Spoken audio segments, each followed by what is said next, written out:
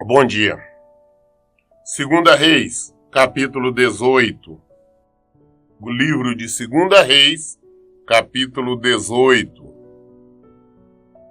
No terceiro ano de Oséias, filho de Elá, o rei de Israel, Ezequias, filho de Acás, foi proclamado rei em Judá.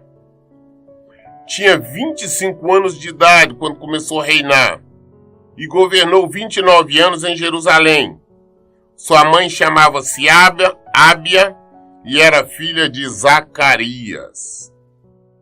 Ezequias agiu de modo aprovado diante de Deus, tal como havia procedido Davi, seu predecessor. Foi ele quem retirou os altares idólatras das colinas, pôs abaixo as colunas sagradas e destruiu os postes de adoração pagã.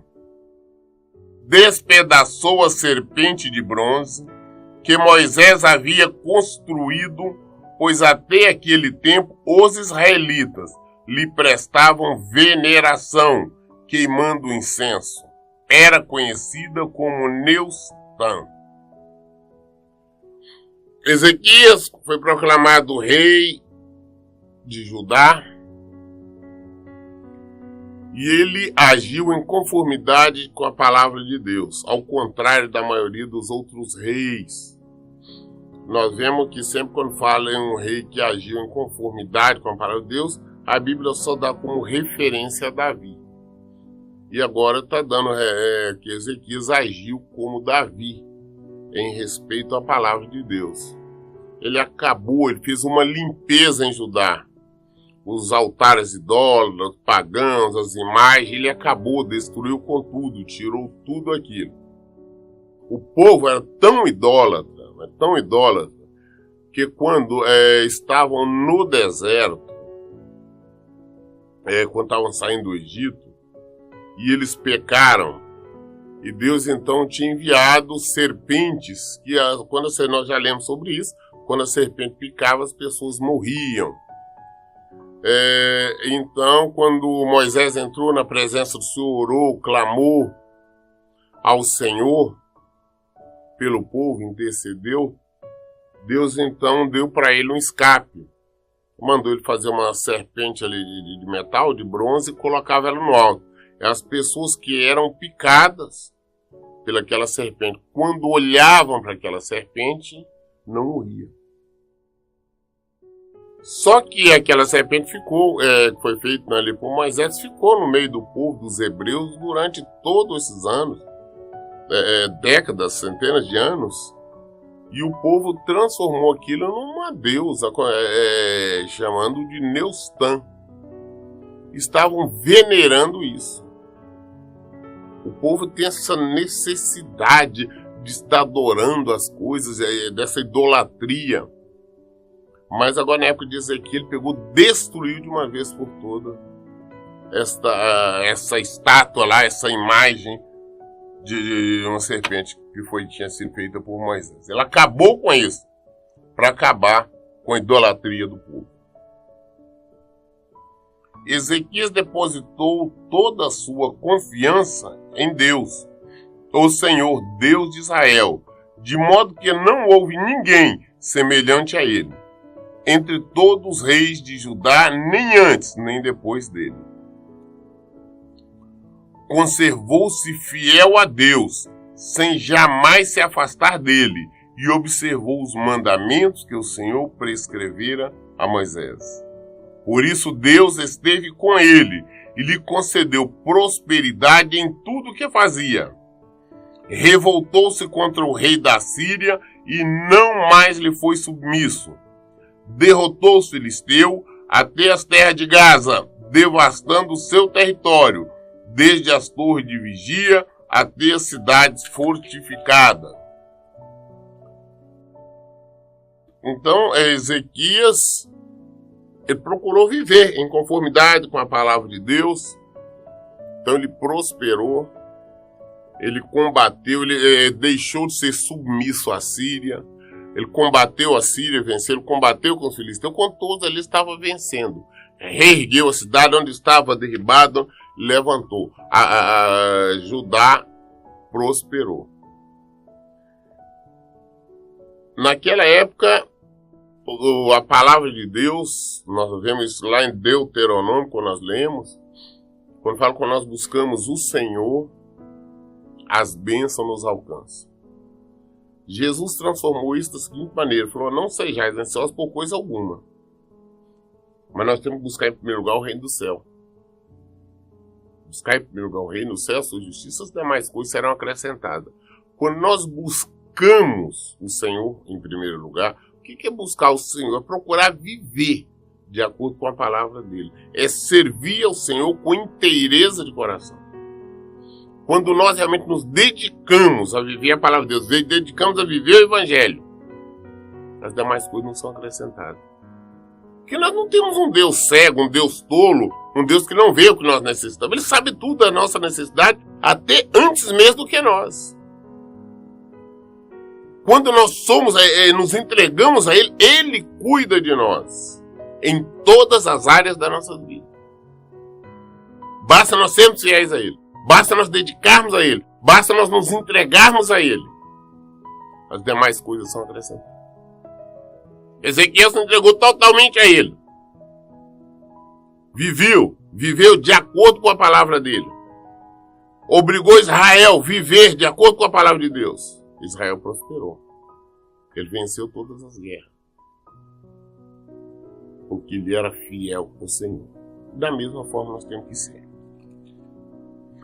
No 4º ano do governo do rei Ezequias, o 7º ano do reinado de Oséias, filho de Elá, rei de Israel, Salmanasar, rei da Síria, marchou com seu exército contra Samaria e a cercou. Passado 3 anos, ele a invadiu e conquistou Samaria. Foi tomada no 6º ano do reinado de Oséias, rei de Israel. Depois disso, o rei da Síria deportou o povo de Israel para a Síria e estabeleceu em Ala, as margens de Abor, rio de Gozã e na cidade dos Medos.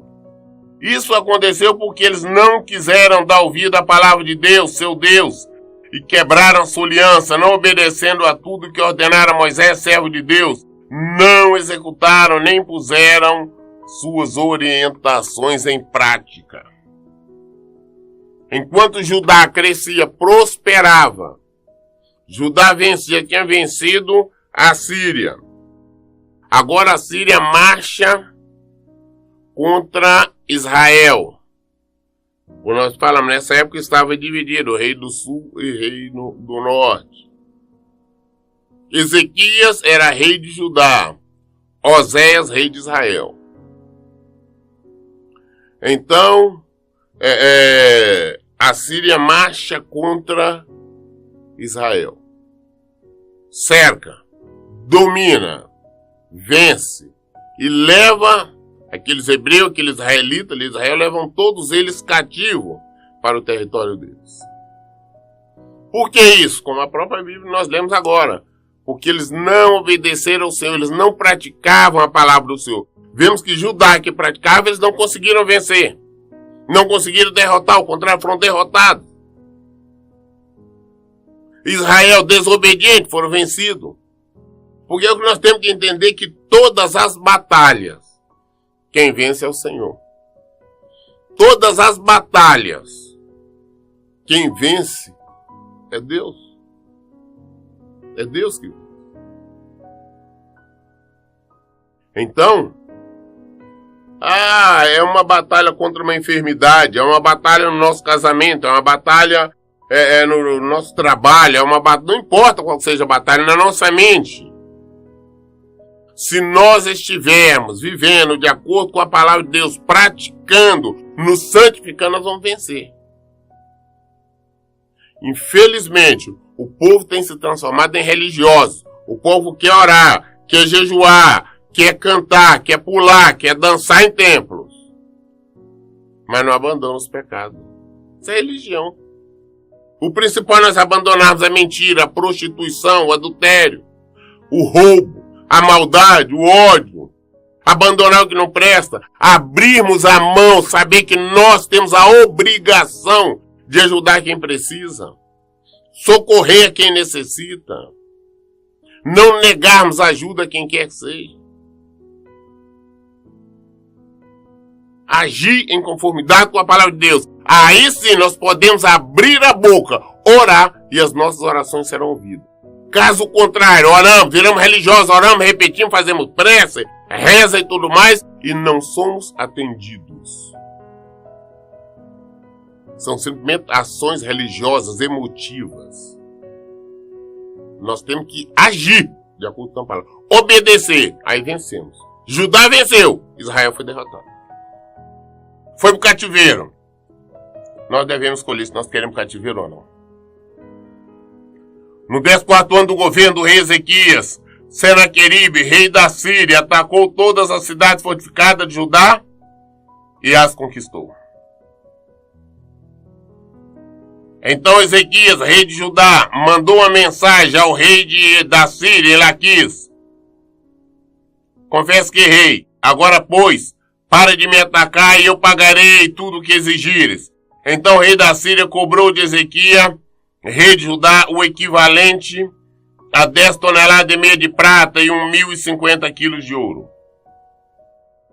Assim Ezequias entregou toda a prata que se encontrava no templo, a casa de Deus, aos tesouros do tesouro palácio real. Então Ezequias mandou retirar todo o revestimento de ouro dos batentes, dos umbrais, das portas, do santuário do Senhor, de que ele mesmo revestira, e entregou ao rei da Síria. O rei da Síria tinha sido derrotado e não guardou aquilo. Passou um tempo, depois já tinha vencido Israel, atacou a Síria, atacou a Judá e foi vencendo as cidades. Ezequias, vendo que ia ser derrotado, manda para ele e fala: olha, desculpe, eu errei, foi mal. Retira suas forças, não precisa me atacar, não. Eu vou mandar para você o ouro e dinheiro. Então ele juntou todo o ouro que tinha no palácio, no templo, até os revestimentos de ouro que ele mesmo tinha mandado fazer no templo do Senhor. Ele mandou retirar aquele revestimento de ouro, juntou tudo aquilo e mandou para o rei da Síria. Ele mandou o equivalente a 10 toneladas e meia de prata e 1.500 quilos de ouro.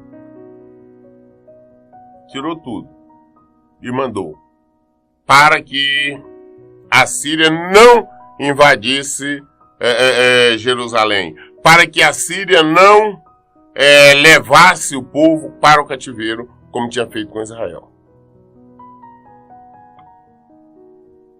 De Laquis, o rei da Síria, mandou ao rei Ezequias em Jerusalém o seu general, seu oficial principal e seu comandante de campo, com grande exército.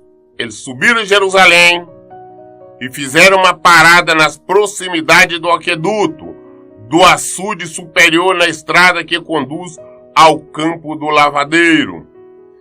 Eles mandaram convocar o rei, o administrador-geral do palácio, Eliaquim, filho de Ilquias, o escrivão, Sebna, e o cronista, e o arquivista real, Joá, filho de Asaf, vieram todos ao encontro deles. Então Rabsaque, o comandante do campo, lhes advertiu: Rei, lhes advertiu: dizei a Ezequias, assim diz o grande rei, o soberano da Síria, em quem deposita esta confiança que alimenta. Tua estratégia e palavras vazias não pode ser suficiente para vencer uma guerra. Em quem tens depositado a tua fé para te revoltares contra mim? E está confiando neste caniço quebrado que é o Egito, que espeta e fere a mão de quem se apoiar nele? Porquanto o faraó, rei do Egito, é assim para com todos que acreditam e se apoiam nele. Porém, se me alegardes, Nós confiamos em Deus, o nosso Deus? Eu então perguntarei, por acaso não foram dele os santuários, os altares, que Ezequias destruiu, ordenando a Judá e a Jerusalém? Deveis adorar perante este altar em Jerusalém? Agora, pois, aceita a proposta do meu senhor, o rei da Síria. Eu te darei 2.000 cavalos se tiveres cavalheiros para tanto. Como poderia derrotar um só príncipe dos menores servos do meu senhor, quando estás acreditando que o Egito poderá lhe fornecer carro de guerra e cavaleiros? Porventura eu teria vindo atacar e pelejar contra esse povo sem o consentimento de Deus? Ora, foi o Senhor que ordenou: ataca e destrói esta terra. Então Eliaquim, filho de Uquias, e Seba, e Joás responderam a Rabsaque: rogamos-te que fales aos teus servos em aramaico, porquanto podemos também compreender essa língua. Não fales em hebraico, pois se assim o fizer, todas as pessoas que estão sobre o muro ficarão sabendo o que diz. Entretanto, o comandante retrucou-lhe: será que meu senhor mandou-me até aqui para transmitir esta mensagem exclusivamente para o seu senhor e para ti, não para todos quantos estão ao nosso redor e sentado no muro, que assim como cada um de vós haverão de comer as próprias fezes e beber a própria urina? Em seguida, Rabsaque levantou-se e bradou em hebraico, a língua dos judeus. Ouvi a palavra do grande rei, soberano da Síria. Eis o que declara o rei: não deixeis que Ezequias vos engane, porque ele não será capaz de vos livrar da minha mão. Tampouco vos convença Ezequias depositar toda a confiança em Deus, argumentando: o Senhor com toda certeza nos salvará, e esta cidade não será entregue nas mãos do rei da Síria. Ora, não deis ouvido a Ezequias, porque assim diz o Senhor da Síria: celebrai um pacto de paz comigo, vinde servir-me, comei com fartura cada um das suas próprias vides e de suas próprias figueiras, e bebei cada um da água da sua própria cisterna, até que eu venha e vos leve para uma terra como a vossa, terra de cereal e de vinho, terra de pão e de vinha, terra de oliveira e de mel, para que vivais e não pereçais. Não deis, pois ouvido a Ezequias, porquanto esse homem vos engana quando afirma: Deus, o Senhor, vos livrará. Acaso os deuses das nações puderam salvar cada um a sua terra, das nações do rei da Síria? Onde estão agora os deuses de Amate, de Arpade? Onde se encontram os deuses de Sarfaim, Ena, Iva?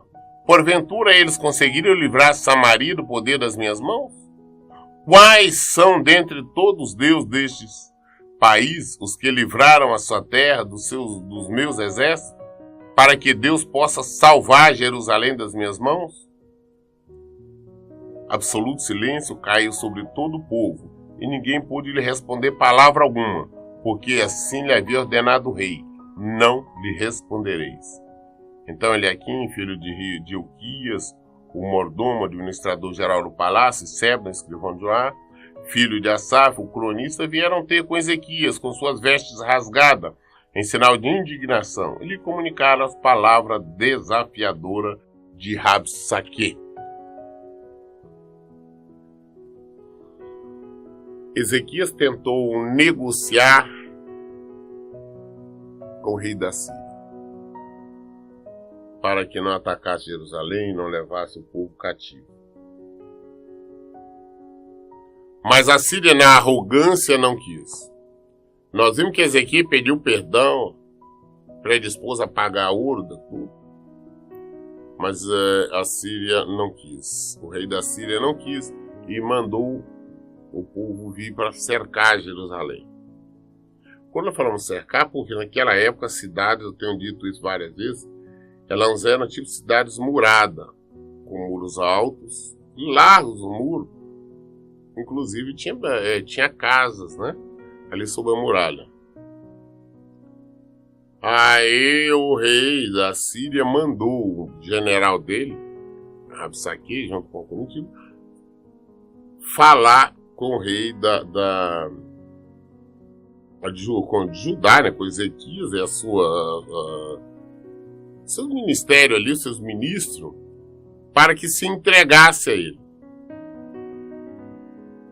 O rei Ezequias não foi, mas mandou a comitiva, né? E essa comitiva chegando ali ficou ouvindo, enquanto o Rabsaque fala um monte de asneira.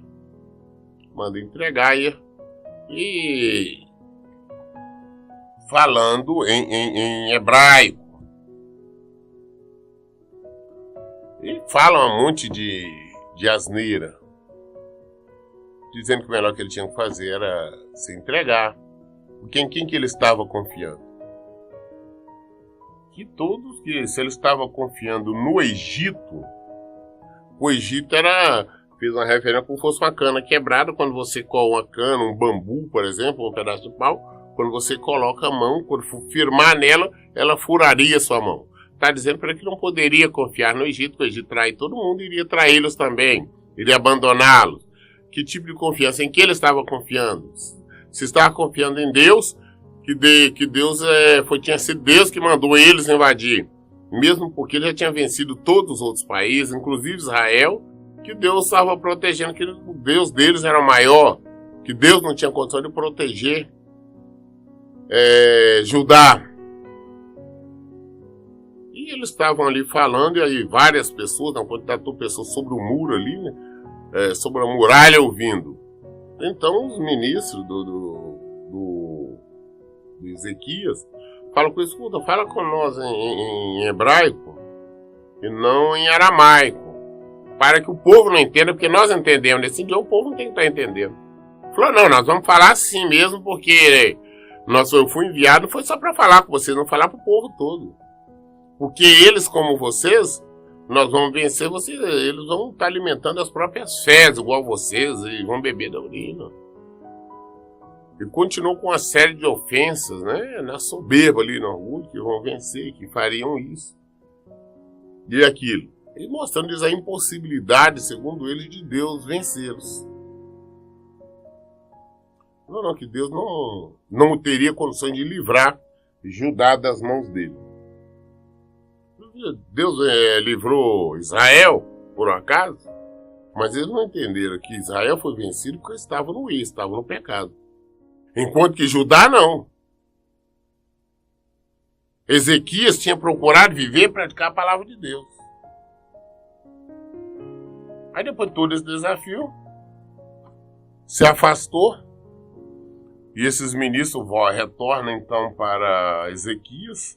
Mas vão com as roupas rasgadas, segundo o costume dele, mostrando total indignação do que estava acontecendo. E foram relatar então ao rei Ezequias toda a conversa. Ao tomar conhecimento dessas notícias, o rei Ezequias rasgou suas vestes, cobriu-se de pano de saco, em sinal de profunda tristeza, e entrou no templo do Senhor.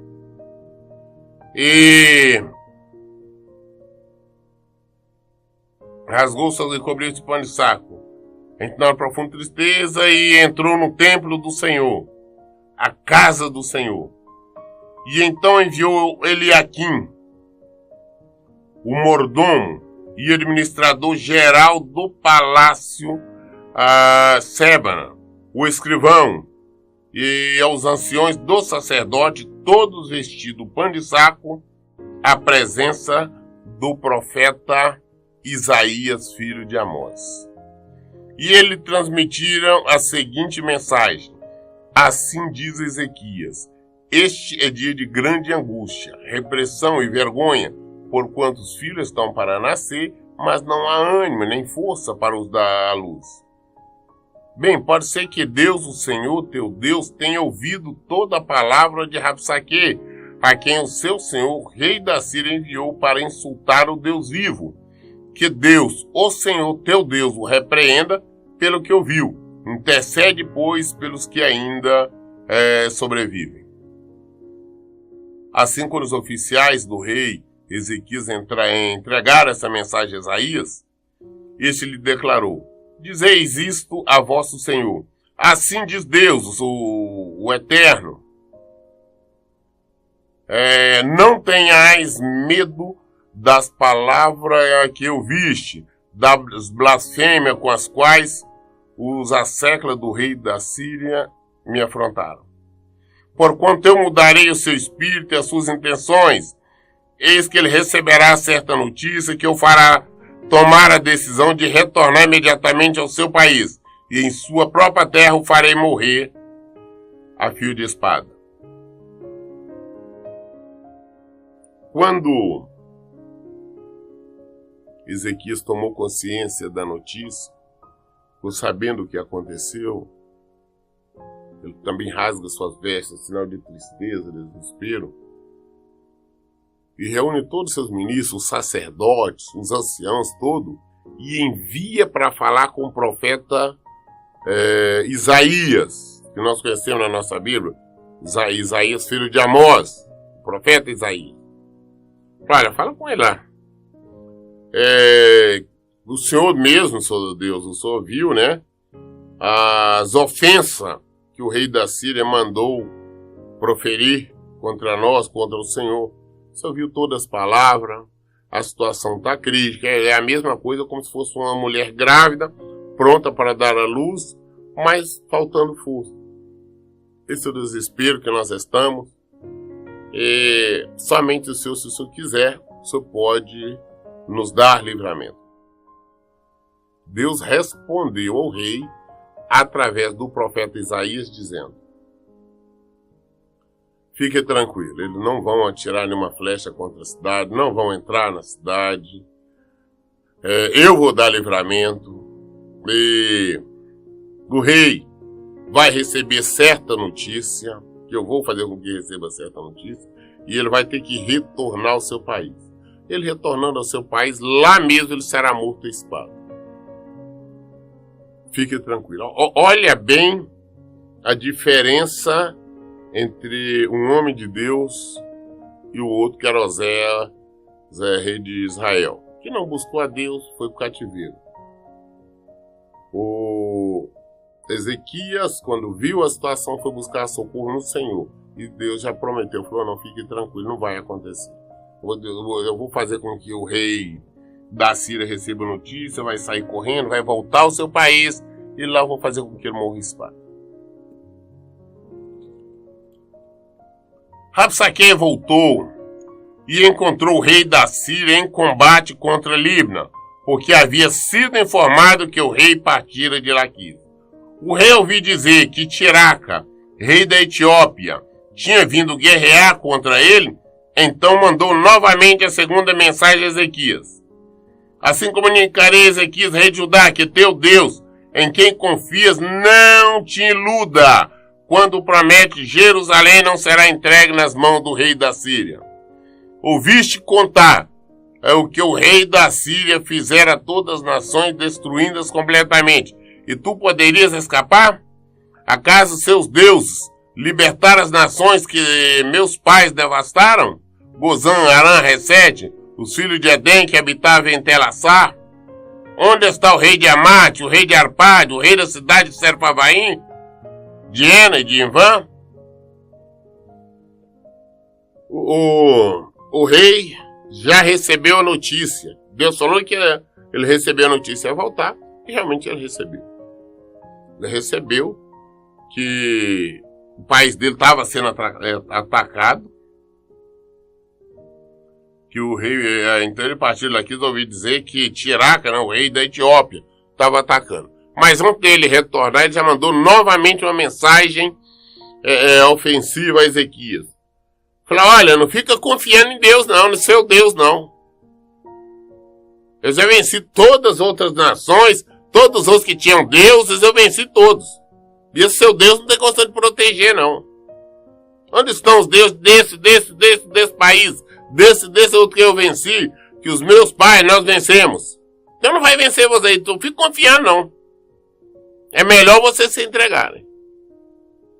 Mandou esse recado. Mas o Senhor já tinha prometido a Ezequias, o rei Ezequias, que daria vitória e que o rei da Síria não iria invadir Jerusalém, que não iria atacar Jerusalém. Então, a confiança de Ezequias agora está no Senhor.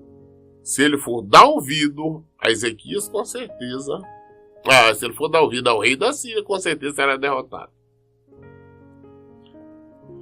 Nós lemos hoje o capítulo 19.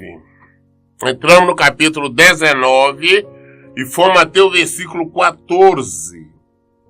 Até o versículo 14 de 2 Reis. Me perdoe, eu acho que eu não cheguei a citar que nós tínhamos entrado no capítulo 19.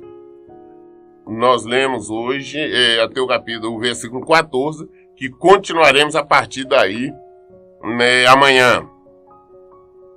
Mas as nossas dúvidas, tudo nós esclarecemos na Bíblia.